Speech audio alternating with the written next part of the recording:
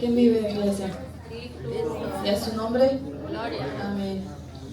¿Pueden tomar sus asientos, hermanos?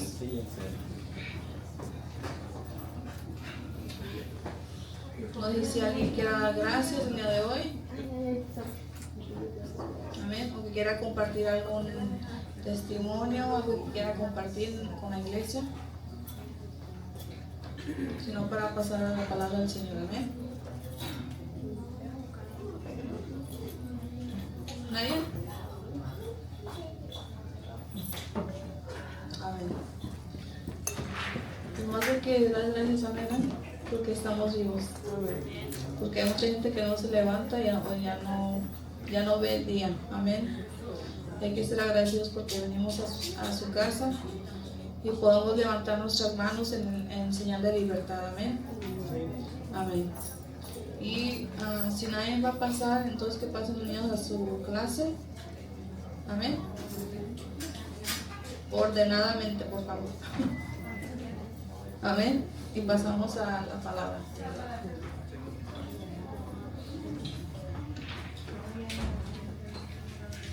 Gloria a Dios. Dios les bendiga, hermanos.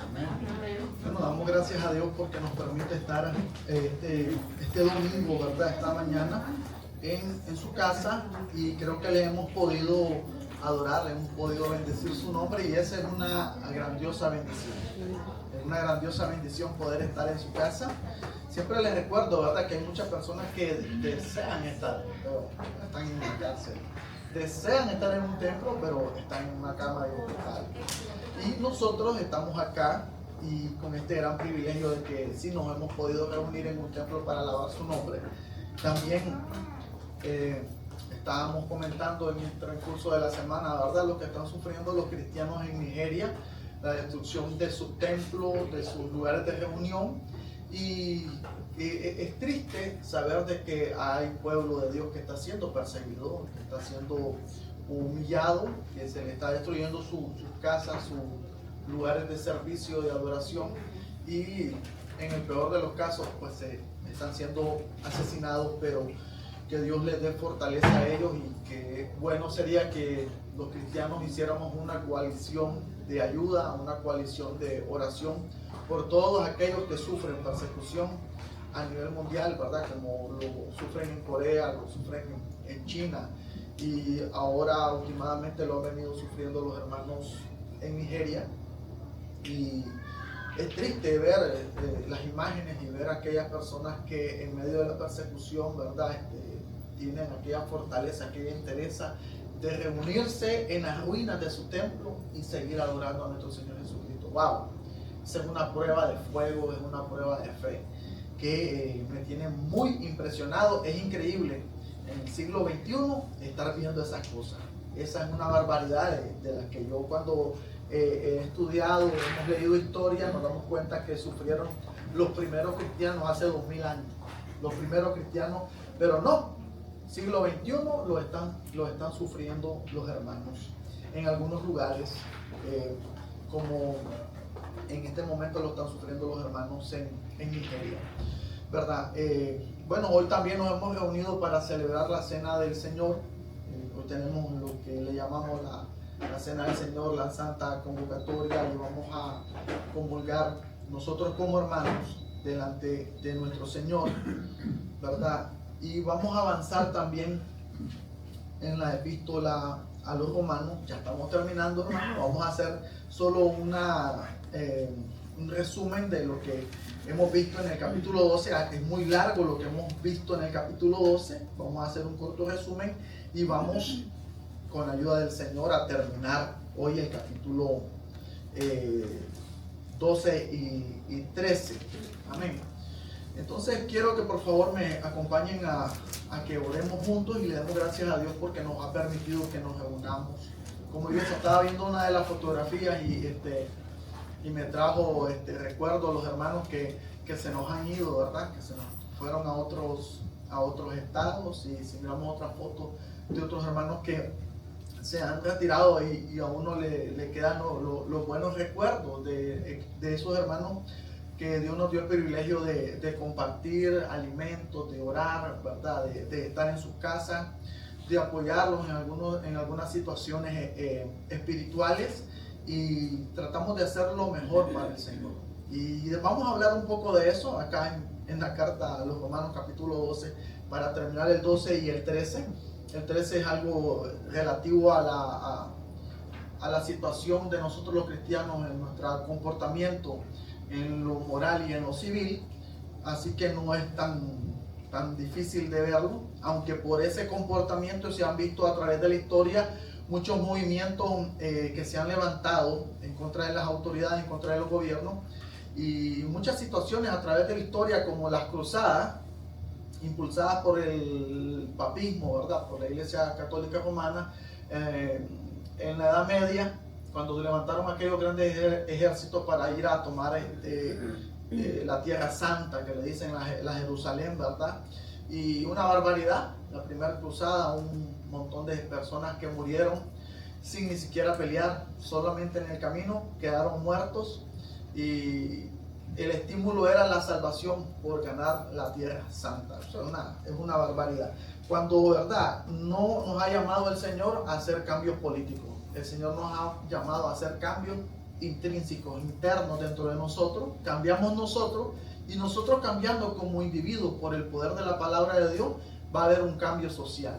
La sociedad está compuesta por personas, por individuos, y en su conjunto por familia. Entonces, cuando cambiamos nosotros, hay un cambio en la sociedad, hay una transformación en la sociedad, y eso lo vimos en el primer siglo. Allá en el libro de los Hechos aparece registrado cómo la sociedad en Jerusalén cambió, y cambió porque hubieron hombres que creyeron a la palabra de Dios, a la palabra de nuestro Señor Jesucristo, y empezaron a predicar, y hubo cambio en la vida de esas personas. Y uno de esos personajes que fueron transformados maravillosamente fue el apóstol Pablo, que fue transformado por el Señor cuando él era una persona loca, desquiciada, ¿verdad?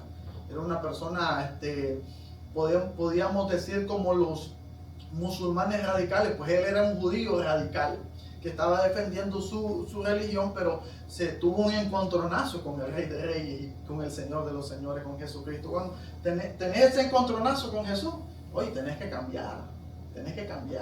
Entonces, Pablo, usted sabe que se encuentra con Jesús y dice: ¿quién eres, Señor? Pierde la vista, y el Señor le dice: yo soy Jesús a quien tú persigues.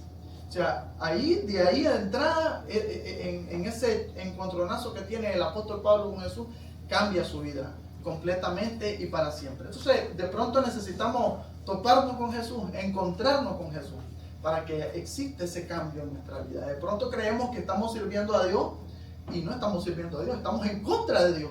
Y vamos a ver un poco eso allá en el capítulo 12, pero por favor acompáñenme a orar. Vamos a hacer una oración y vamos a poner en las manos del Señor el mensaje de la palabra, y lo que continúa la celebración de la cena del Señor. Señor, gracias te damos por el hermoso privilegio que nos has dado de cantar himnos, de cantar alabanzas a tu nombre, por el hermoso privilegio que nos da de reunirnos, este grupo de tus hijos, de los amadores tuyos, Señor, de los que creen en tu palabra, esta hermosa mañana de domingo, para alabar y bendecir tu santo y bendito nombre. Señor, nos hemos reunido porque necesitamos alabarte, bendecirte, Señor, porque hay una gran necesidad, una gran hambre dentro de nosotros de alabar y de bendecir tu nombre, Señor. También porque reconocemos tu poder, tu señorío y tu majestad sobre todas las cosas, principalmente sobre de nuestra vida.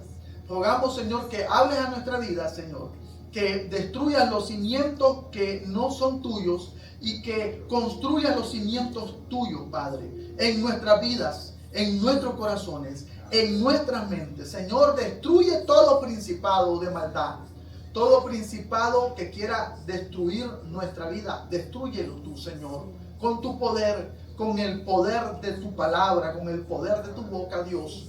Te lo rogamos en el nombre de Jesús. Trae nuestra mente, trae nuestros corazones cautivos a tu palabra, porque tu palabra tiene poder para cambiar las circunstancias, para cambiar las cosas, para cambiar nuestra vida. Gracias, Señor, en el nombre de Jesús. Amén. Entonces, hermanos, vámonos a Romanos capítulo 12 y quiero que leamos los dos primeros versos de Romanos 12 y luego nos vamos a saltar para no leer todo el capítulo, ¿verdad? Porque es un tanto extenso. Y vamos a hacer una recapitulación de lo que hemos visto y terminamos con Romanos 13. Leemos las Sagradas Escrituras, dando gloria al Padre, al Hijo y a su Santo Espíritu. Romanos capítulo 12 dice la Escritura de la siguiente manera: deberes cristianos. Así que, hermanos, os ruego por la misericordia de Dios que presentéis vuestros cuerpos en sacrificio vivo, santo, agradable a Dios, que es vuestro culto racional. No os conforméis a este siglo, sino transformaos por medio de la renovación de vuestro entendimiento, para que comprobéis cuál sea la buena voluntad de Dios, agradable y perfecta. Amén. Ahora nos vamos en el verso número 9, dice: el amor sea sin fingimiento, aborrecer lo malo, seguir lo bueno, amaos los unos a los otros con amor fraternal, en cuanto a honra, prefiriéndoos los unos a los otros, en lo que requiere diligencia, no perezosos, fervientes en el espíritu, sirviendo al Señor, gozosos en la esperanza, sufridos en la tribulación, constantes en la oración, compartiendo para las necesidades de los santos, practicando la hospitalidad. Bendecid a los que os persiguen, bendecid y no maldigáis. Gozaos con los que se gozan, llorad con los que lloran. Unánimes entre vosotros, no altivos, sino asociándoos con los humildes. No seáis sabios en vuestra propia opinión. No paguéis a nadie mal por mal. Procurad lo bueno delante de todos los hombres. Si es posible, en cuanto dependa de vosotros, estad en paz con todos los hombres. No os venguéis vosotros mismos, amados míos, sino dejad lugar a la ira de Dios. Porque escrito está: mía es la venganza, yo pagaré, dice el Señor. Así que si tu enemigo tuviere hambre, dale de comer; si tuviere sed, dale de beber. Pues haciendo esto, ascuas de fuego amontonará sobre su cabeza. No seáis vencidos de lo malo, sino vence con el bien el mal. Puede estar sentado. Vamos a dar una recapitulación rapidita del capítulo 12 y luego vamos a terminar con el 13. Y miramos, ¿verdad? Una de las preocupaciones fundamentales del apóstol Pablo para con la iglesia en Roma era que ellos se presentaran delante de Dios como un sacrificio vivo y que este sacrificio fuera agradable a Dios. Les comentaba, hermano, no era fácil en aquellos tiempos congregarse, porque si no es difícil a nosotros en aquellos tiempos, hermano, no habían, por darle un ejemplo, leyes laborales de que trabajásemos 8 horas. No había, eso no existía. La OIT no existía. O sea, de ahí hasta los niños trabajaban, los ancianos trabajaban, y era aquella situación, una manera de vivir bastante extenuante. Y en medio de aquel cansancio, de aquella extenuación, recordemos que también existía la esclavitud. Bueno, todavía sigue existiendo la esclavitud. Tal vez se le llama de otra manera la esclavitud, ¿verdad? Pero sigue existiendo la esclavitud de trabajo forzoso. Y también habían cristianos que eran esclavos, como el caso del hermano Filemón, al cual el apóstol Pablo también le escribe a Filemón, hablándole de Onésimo, que era esclavo, ¿verdad? Entonces, aquel trabajo era extenuante y aún así los hermanos se congregaban, buscaban cómo presentar su vida, sus miembros, como un sacrificio vivo delante de Dios. Esto no es nuevo, hermano, de que a nosotros nos cause muchas veces trabajo, molestia y sea cansado a veces buscar a Dios, pero ese es el sacrificio. Y dice el apóstol, este es vuestro culto racional. Eso es algo que debe de estar en nuestra vida. Un culto, un servicio de alabanza y de adoración a Dios presentando nuestros cuerpos, no importando cómo esté en nuestro cuerpo. Vamos a ir a alabar a Dios. Porque siempre en las mañanas estamos mal, hermano. Algunos necesitamos desayunar para sentirnos mejor. Hay otros que necesitan un café. Y si no es café de Starbucks, no van a estar bien. Tiene que ser del Starbucks. Si no, no van a estar bien. ¿Sí? Entonces, necesitamos cosas para estar bien al comenzar la mañana. Y al terminar la tarde, necesitamos otras cosas para sentirnos mejor. O sea, el apóstol, no importa la situación que tú tengas, yo te ruego que presentes tu cuerpo. El hermano Saulo nos dice, presenten su cuerpo como un sacrificio vivo y que este sacrificio sea agradable a Dios. Que agrade a Dios eso. Porque Dios se va a agradar de tu esfuerzo, de tu dedicación para buscarle, para servirle, para adorarle. Le estamos demostrando a Dios de esa manera. Bueno, Señor, estoy cansado, quisiera tirarme en mi cama y descansar, si es posible, 15 horas, pero voy a adorarte y voy a bendecir tu nombre. Y eso va a ser un sacrificio agradable a Dios. Amén. Y luego de eso el apóstol le dice que no se conformen a este siglo, sino en el verso 2, no os conforméis a este siglo, sino transformados por medio de la renovación de vuestro entendimiento. Y aquí es donde muchos cristianos, cuando comenzamos a andar en el camino del Señor, nos topamos con algo que creemos que ya la sabemos toda, que ya alcanzamos un nivel y que de ese nivel no podemos llegar a más y que creemos que hasta ahí estamos. Pues el apóstol Pablo le dice a la iglesia, no, usted tiene que vivir constantemente renovándose. ¿Y dónde nos vamos a renovar? En nuestro entendimiento. Por eso más adelante él le vuelve a decir a la iglesia, no seas sabio en tu propia opinión. Es lamentable, hermanos, porque el cristiano que deja de aprender, deja de crecer. El cristiano que dice que ya sabe todo, hasta ahí llegó, se quedó enano. Él cree que es alto, pero no se ha topado con otros que son más grandes que él. Y ahí tenemos muchos problemas los predicadores, los pastores, porque creemos que ya sabemos todo, ya conocemos todo. Y creo que en mi comenzar del evangelio, cuando comencé yo a predicar la palabra, creía que yo ya sé mucho, wow. Y me doy cuenta que no sabía nada. Y ahora estoy peor, creo que sé mucho menos. Cuando escucho hablar a grandes teólogos, a grandes maestros de la palabra, digo, wow.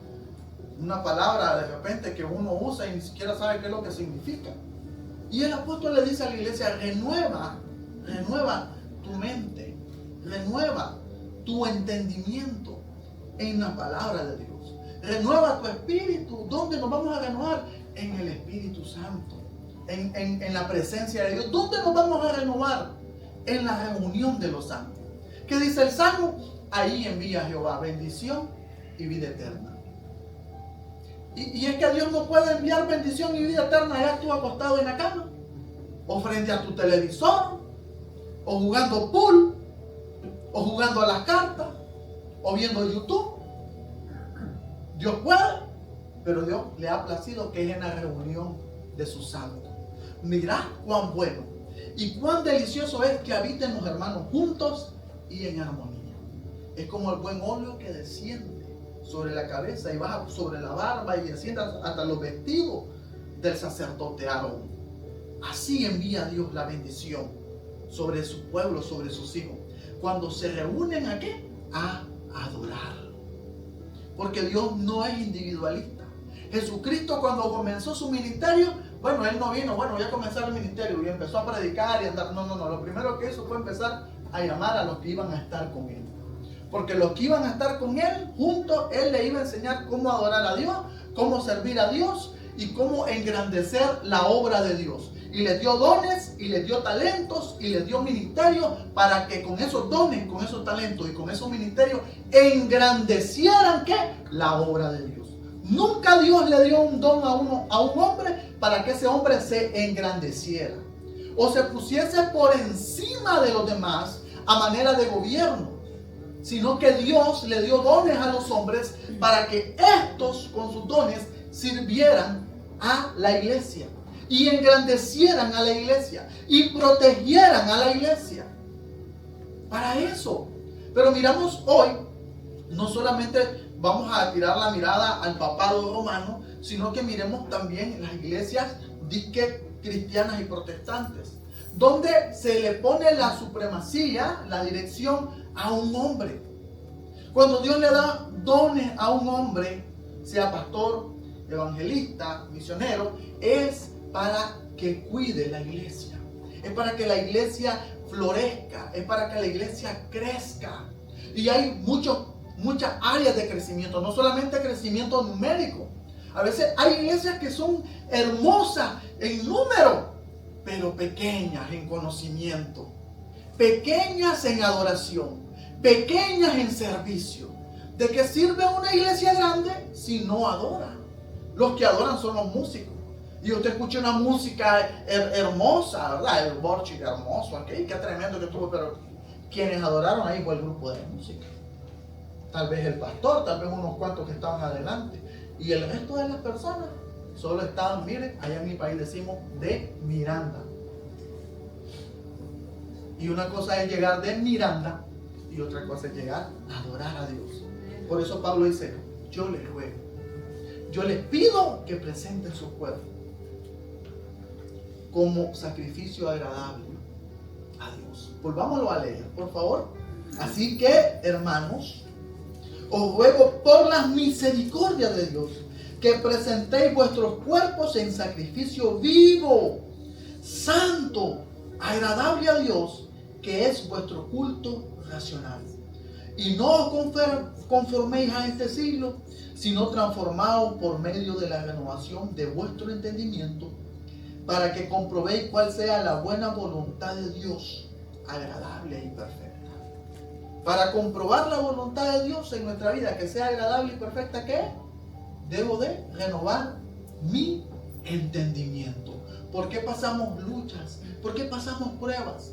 Y mucha gente se quedó en esa lucha y en esa prueba, y cuando usted lo mira se descarrió, se fue para el mundo, se perdieron o se convirtieron en una amalgama de religiosos dentro de una congregación, de aquellos que se lamentan, que lloran y hasta que blasfeman en contra de Dios. ¿Por qué? Porque no renuevan su entendimiento. Porque Dios le dice, no seas sabio en tu propia opinión, porque mis pensamientos son más altos que vuestros pensamientos y mis caminos son más grandes que mis caminos, que tus caminos, dice el Señor. Los caminos del Señor, el pensamiento de Dios es superior al nuestro, y nosotros no podemos entender muchas veces las cosas que nos pueden suceder, y hay quiebres de fe, hay luchas dentro de nosotros, rupturas en nuestra fe, porque queremos que las cosas sean como nosotros queremos que sean. Bueno, yo ahora te sirvo, pero ahora que te estoy sirviendo, se me vinieron las enfermedades, se me vinieron las deudas, se me vinieron los problemas. ¿No es acaso que Dios está procesando tal vez tu vida? ¿No es que debemos de renovar nuestra vida y nuestro entendimiento en la palabra de Dios? Y comprender y entender de que Él tiene el control absoluto de todas las cosas, aunque tú no entiendas por qué estás pasando por esa situación. Amén. Los discípulos tenían o no tenían miedo cuando la barca era golpeada por el viento y por las olas. Tenían miedo. Tuvieron temor. Tuvieron temor. Pero ¿por qué Jesús permitió que ese viento y que esa marea azotara la barca? ¿Por qué Jesús permitió eso? Porque Jesús quería que ellos aprendieran de que Él estaba con ellos y que Él tenía el control de todas las cosas. Jesús quería que ellos aprendieran de que ellos debían de tener su fe y su confianza en Jesús. Jesús nunca nos dijo que el día que le empezáramos a seguir, las cosas nos iban a ir mejor que bien. Jesús dijo, en el mundo van a tener aflicciones, pero no se turben porque yo vencí al mundo. Jesús nos dijo, no nos dijo de que el mundo nos iba a amar. Jesús nos dijo que el mundo nos iba a aborrecer por causa suya. Porque a mí tampoco me amaron. Tampoco a ustedes le van a amar. y van a ser perseguidos. Porque el mundo no amó a Jesús. El mundo y la gente religiosa lo que quería era matar a Jesús, asesinar a Jesús. Porque no soportaban oír la verdad de sus palabras que salían de su boca. No soportaban eso. Entonces, cuando usted empieza a andar verdaderamente en el camino del Señor, usted va a ser perseguido, usted va a ser señalado, usted va a ser apedreado. Y usted le va a caer mal a mucha gente. Porque es que empezó a ser servidor de Dios. Porque empezó a servir a Dios, empezó a adorar a Dios. Uy, eso no le gusta. No le gusta a los demonios. No le gusta a las personas. Porque la palabra de la cruz es locura. ¿Para quiénes? Para los que se pierden. Entonces, ¿qué es lo que dicen? Este hombre, esta mujer está loca yendo a la iglesia. ¿Qué está yendo a hacer a la iglesia? Está loca. Yendo al culto, yendo a los servicios. Es locura para los que se pierden, pero para los que se salvan, el poder de Dios para la salvación. Y es ahí donde debemos de entender que debemos renovar nuestro entendimiento. Comprender, estamos pasando por esta situación, pero algo tienes tú, Dios, en esta situación. No lo logro ver, soy miope espiritualmente. No logro entender, no me da el entendimiento, pero tú sí lo sabes. Y yo te ruego que me des paz en medio de esta situación, en medio de esta tormenta, para yo ver llegar mi vida a un puerto seguro. Yo sé que tú estás aquí. Yo sé que tú eres mi capitán. Yo sé que tú eres el que dirige mi vida. Yo sé que aunque pase por el valle de la sombra de muerte, tú estarás conmigo. Yo sé que tu vara y tu callado me van a infundir aliento. Yo sé que tú estás conmigo. Y ahí estás renovando tu entendimiento y tu mente. Pero el cristiano que no renueva su entendimiento, ¿qué pasa? Viene la lucha y la prueba y lo primero que dice, ay, no, mejor me voy. Mejor me aparto. Mejor me descarrío. Mejor me alejo. Porque esto está como difícil. Porque no renovamos el entendimiento. Nuestro entendimiento. No se acomoden a este siglo. ¿Y qué es lo más fácil que hace la gente? Donde va Vicente, va la gente. ¿Qué es lo primero? Bueno, viene Navidad y hay que hacer esto y hay que hacer lo otro. Bueno, después viene el verano y después viene que ahorita el día del pavo y vamos haciendo las cosas que se nos presentan. Lo que se nos presenten. Después vienen las marchas del LGTB. Entonces también vamos a ir a las marchas LGTB. No es que ahora esté normal que dos hombres se casen.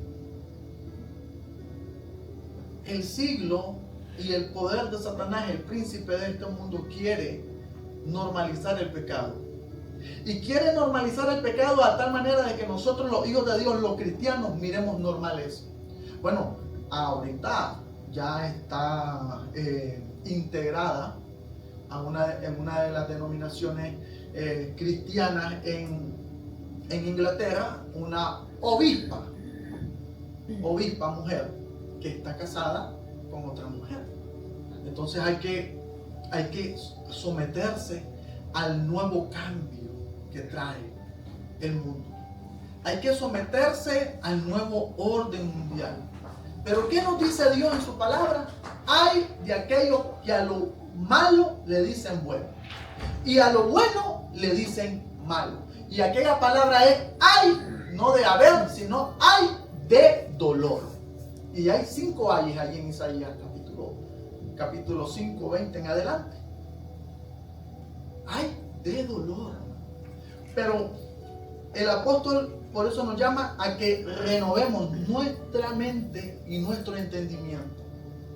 Porque, hermanos, cuando la palabra de Dios llega a nuestra mente y a nuestro corazón, la palabra de Dios nos va a confrontar. La palabra de Dios nos va a incomodar. Y la palabra de Dios nos va a hacer pensar. Y nos va a hacer razonar. Si verdaderamente estamos yendo por el camino que Dios quiere que vayamos, o estamos yendo por el camino nuestro. Y el Señor nos dice, no sean sabios en vuestra propia opinión. Muchas veces juzgamos con facilidad a los hermanos, a la vida de las demás personas y señalamos, Pero el Señor dice, no seas sabio en tu propia opinión. Por eso más adelante el apóstol habla ya en el capítulo 14, que posiblemente lo miremos cuando volvamos a estar acá predicando, si Dios así lo permite, y habla bastante extensamente acerca de los débiles en la fe. Y ahí vamos a ver los señalamientos, porque somos buenos para señalar, ¿verdad? Somos buenos para señalar, para infringir. Yo he visto gente que manda a los hermanos al infierno, pastores. No, ese fulano es un hijo del diablo y se va a ir para el infierno. Oh, ¿por qué es pastor? ¿O porque somos cristianos? Nos creemos más santos que los demás y nos arrojamos la autoridad de decir, se van al infierno todos ustedes. Cuidado, nos vamos al infierno todos nosotros, porque esa autoridad no la ha delegado el Señor. Y vamos a ver eso, porque es importante que entendamos eso. ¿Y saben por qué yo, hermano, le estoy haciendo hincapié? Porque esto ya lo predicamos, ¿verdad? Pero estamos haciendo un resumen. Porque es necesario que renovemos nuestra mente y nuestro entendimiento. No todo el que me dice Señor, Señor entrará al reino de los cielos. En mi país dicen, no todo lo que brille es oro. Bueno, está brillante, pero no crea usted que eso es de oro, ¿verdad? Simplemente brilla por la alquimia, la química que tiene. No todo lo que brille es oro. Entonces vamos a ver qué dice el apóstol. Y esto que vamos a leer ahorita, ¿verdad?, que hemos estado leyendo, no es algo que si queremos hacerlo, lo vamos a hacer. No, es un deber. Y aquí nosotros nos vamos a dar cuenta si lo estamos cumpliendo o no. Yo no estoy para decirle, tú no estás cumpliendo con tu deber. No, usted mismo, dice el apóstol Pablo en Corintios, examínese cada uno. Usted examínese. Y usted diga, Señor, trae el cambio que yo necesito tener en mi vida. Porque cuando no le decimos al Señor que traiga el cambio, aún escuchando la palabra y entendiendo la palabra y sabiendo lo que dice la palabra de Dios, entonces, y seguimos en la iglesia, ¿qué es lo que son? Religiosos. Religiosos. Yo no sé si se salvó alguno de los religiosos en el tiempo de nuestro Señor Jesucristo. Yo creo que no, porque le dijeron que Jesús sacaba demonios por el poder de Belcebú. Que Jesús era hijo de fornicación. Que Jesús era un hereje. Que Jesús era un hombre que trastornaba al pueblo y que engañaba al pueblo. Y no era eso Jesús. Simplemente ellos estaban amenazados por la predicación de Jesús. Porque cuando usted ve, estuvimos predicando de la resurrección, de las 3 resurrecciones y la última resurrección, la de Lázaro. ¿Qué decían? Esto que hizo Jesús, que resucitó a ese hombre que tenía ya 4 días. Tenemos que hacer algo inmediatamente mismo, ya. Tenemos que hacer algo, porque la gente está creyendo en Él. Y la gente está creyendo que Él es el Mesías. Tenemos que hacer algo. Y si es posible, matemos a Lázaro para que digan de que Lázaro verdaderamente no resucitó, que nunca estuvo muerto, pero ahora sí está muerto y que lo vuelva a resucitar, a ver si es cierto que lo va a volver a resucitar. Los religiosos no alcanzaron la salvación de Dios. Había un religioso que estaba orando y el Señor lo habla claramente. ¿Y qué es lo que decía ese hombre religioso en su oración? Gracias, Señor, porque no soy como los demás hombres. No, yo no me parezco en nada a Natalia, no. A hermana María, no. Gracias, Señor, porque yo no soy como ellos. Soy mejor que ellos. Entonces vamos orando a Dios. ¿Con qué? Con arrogancia. Pero había un publicano ahí que ni siquiera dice alzaba la voz, ni levantaba su rostro, su cabeza. ¿Y qué es lo que le decía el publicano? Señor, ten piedad de mí, porque yo soy pecador. Yo soy pecador. Entonces renovar el entendimiento, nuestro entendimiento, es entender de que somos pecadores, de que no merecemos el amor de Dios, de que no merecemos la compasión de Dios y de que no vamos a alcanzar la salvación por nuestra obra, y que el único que nos puede dar ese don de la salvación es Jesucristo. Y así como ese publicano, Y así como aquella mujer que tenía el flujo de sangre se fue delante de Dios, uno en oración y la otra metiéndose, como dicen allá, como la pobreza entre medio de todas las personas, con tal de tocar el manto de Jesús, para alcanzar el favor y la benevolencia de Dios y la misericordia de Dios. ¿Con qué vamos a impresionar a Dios? ¿Con nuestro dinero? ¿Con nuestra obra? No. Pero Dios nos pide a nosotros, por medio de su palabra, cómo debe de ser nuestro comportamiento. Si es que hemos gustado de Dios. Si es que hemos alcanzado el favor y la misericordia de Dios. Si es que Él se ha fijado en nosotros. ¿Y cómo nos vamos a dar cuenta de eso? Vamos a leer. Deberes cristianos. Y vamos a leer el verso 9. Dice, el amor sea sin fingimiento. Un amor sincero. Aborrecer lo malo. Seguir lo bueno. Amándonos los unos a los otros con amor fraternal. En cuanto a la otra, prefiriéndonos los unos a los otros. En lo que requiere diligencia, dice, no perezosos. ¿Es usted perezoso? ¿Es usted que le gusta estar ahí, verdad? Dándose vuelta en la cama o no haciendo las cosas con diligencia. Es un deber cristiano. Echar fuera la pereza.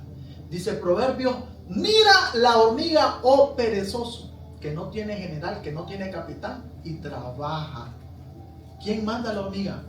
Ella va a trabajar porque sabe que después viene el invierno. Está en la naturaleza. Pero hay gente que es perezosa. Y aquí podemos hablar de la pereza espiritual. Porque no nos da pereza trabajar 14 y 15 horas. ¿Verdad? Porque viene $2 a nuestro bolsillo. Pero sí nos da pereza congregarnos a veces. Si nos da pereza leer un mensaje de la palabra o escucharlo ahora que tenemos acceso a YouTube, un mensaje de la palabra.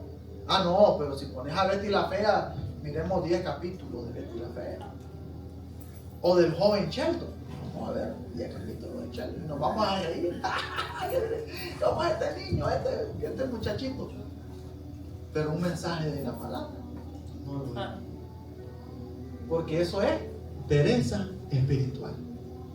Porque el mensaje edifica y las otras cosas, ¿qué es lo que te hacen? Te entretienen y te dan risa.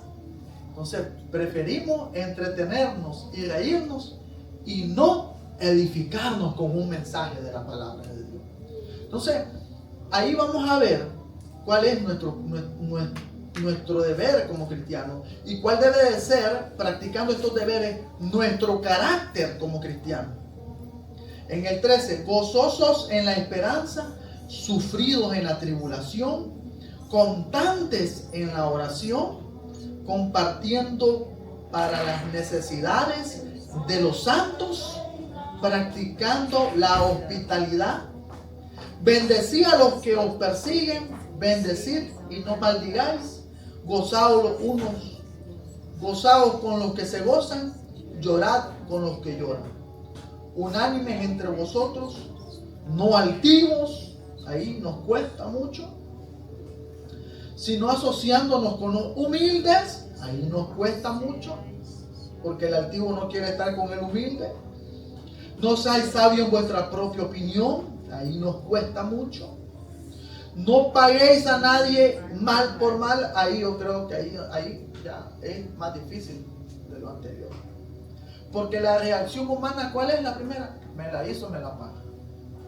Ahora vas a ver quién soy yo. Uy, hoy vas a ver con cuántas papas se hace un guiso. Es que no se ha topado con un mexicano de Jalisco. No se ha topado con un colombiano de pura cepa. No, y de donde seamos, somos los más vengativos y podemos llegar a ser los más malos y podemos llegar a hacer más daño de lo que nos han hecho y no sabe con quién se metió. Hoy no sabe, se metió, dicen allá, se metió a las patas de los caballos. Así, se metió a la pata de los caballos y de aquí no va a salir bien librado. Porque así somos. Y eso no es por el país ni del lugar de donde somos, es porque somos humanos. Y el deber cristiano, escucha bien, ¿el deber de quién? Del mundano. El deber del que no conoce a Jesús. Es el deber del cristiano.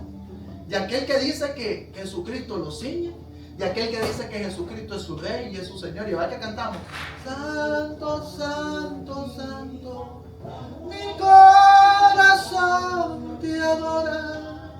Mi corazón te adora. Pero no puedo ver a la hermana Panchita ni al hermano Pedrito porque me hicieron una, y yo cuando lo vea, si yo quisiera que amarrarlo en los rieles del tren y que le pase cuando viene cargado con esos cientos tanto de valor. Y suspiramos y muchas veces deseamos el mal de las personas. Entonces necesitamos ¿qué? Renovar nuestro entendimiento. Porque Jesús en la cruz del Calvario tenía el poder de destruir a todos los romanos y destruir a todo el clero judío, y Él no lo hizo. Y destruirnos y de condenarnos a nosotros, y Él no lo hizo. Él dice, nos amó primero a nosotros. Tú amas a Dios. Usted siente que ama a Dios. Usted ama a Dios porque Él te amó a ti primero. Tú no amaste a Dios primero. No, Él te amó a ti primero. Él te cogió a ti primero. Él te llamó a ti. No, tú no buscaste a Dios porque tú querías buscar a Dios. No, Él te busca a ti. Él se revela a ti. Tú tienes sueños muchas veces. Tú tienes manifestaciones de Dios muchas veces. Y escuchas un mensaje y sabes que Dios te está hablando. Es Él el que te está hablando. Porque Él te ama. Nosotros no empezamos a amar a Dios. Ay, yo no amanecí hoy, voy a serme cristiano, evangélico, aleluya. No. Él me amó. Él me amó. Él nos escogió. Él. Y si Él fuese como nosotros, de que nos gusta pagar mal por mal, nosotros no quedáramos ni ceniza de nosotros hubiera. Ni ceniza de nosotros, ni rastro de que existimos algún día existiera en nosotros. Y como Él obra de esa manera, y ese es su carácter, Él espera que sus hijos, a los que Él llamó, a los que Él amó, a los que Él limpió, actúen conforme al carácter que Él tiene. Entonces, si yo soy un servidor, un seguidor de Cristo, el apóstol dice, tú eres eso. Entonces tú no tienes que pagar mal por mal. ¿Dónde estamos? ¿En qué verso? Ayúdame. En el 17. No paguéis a nadie mal por mal. Procurad lo bueno delante de todos los hombres. Y dice aquí, bueno, si es posible, en cuanto dependa de ustedes, en cuanto dependa de ti, está en paz con todos los hombres. Eso va a depender de nosotros. Si el otro no quiere, si Ever no me quiere hablar, bueno, ya no me quiere hablar porque él no quiere, pero yo quiero hablar. Yo quiero saludar. Yo quiero orar por él. Yo quiero ser su amigo. Yo quiero ser su hermano. Yo quiero hacer las paces con él. Pero si él no quiere, si ella no quiere, porque muchas veces hay problemas en un matrimonio. Porque ninguno de los dos te pone en actitud. O porque los dos, ¿qué me hizo? Porque me tornó, me rechinó los dientes. Que yo quería comprar de un arroz y él compró del otro. Y ahí se por un arroz, por una silla.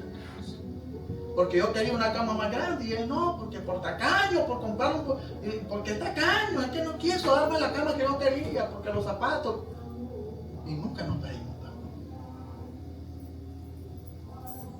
Y la próxima compra, yo voy a comprar algo que a él no le guste y voy a comprar para que, mire, que sienta lo que yo sentí cuando le compra algo que a uno no le gusta, que no me gusta. Pero voy a comprar a él también algo que no le guste y que se lo ponga. Y estamos en esa cosa, pagando mal por mal. Y el problema es que somos cristianos. Y Dios no nos ha pagado a nosotros, dice la Escritura, conforme a nuestros pecados. Y sigue diciendo, no os venguéis a vosotros mismos, amados míos, sino dejad lugar a la ira de Dios, porque escrito está, mía es la venganza, yo pagaré. Primero, ¿verdad? En cuanto dependa de nosotros, procuremos la paz. No nos venguemos, no paguemos mal por mal. Y si aquella persona la lleva como usted, usted póngase en la mano al Señor. Y dé lugar, dice, ¿a qué? ¿Ya leyó usted qué es lo que dice ahí? ¿Dé lugar a qué? Dígalo. Y dé lugar a la ira de Dios. ¿Por qué? ¿Por qué? Porque usted es su hijo. Porque usted es su hija. Y el Señor dice, ay de aquel llame fatuo a uno de sus hermanos. Ay de aquel que sea piedra de tropiezo. Mejor que se amarre una piedra y se eche al fondo del mar. ¿Sí? Vaya y échese al fondo del mar. Eso es lo que dice el Señor. Entonces, la ira de Dios va a venir en contra de los enemigos del pueblo de Dios. Y es tan así, hermano, de que Jesús oró por sus perseguidores. Esteban oró por sus asesinos. Perdónale, no lo tomes en cuenta. Y Dios le dio un tiempo prudencial a toda esa gente para que se arrepintiera. ¿Y qué pasó en el año 70? Vino, ¿qué? La ira de Dios. Y todo cuanto ellos tenían consolidado, su poder religioso, su poder económico, su grandeza y su autenticidad, y que decían que este templo con sus piedras de oro enchapadas en oro, ¿qué pasó en el año 70? Se destruyó. Dijo Jesús, no va a quedar piedra sobre piedra. Es mejor dar lugar ¿a qué? A la ira de Dios.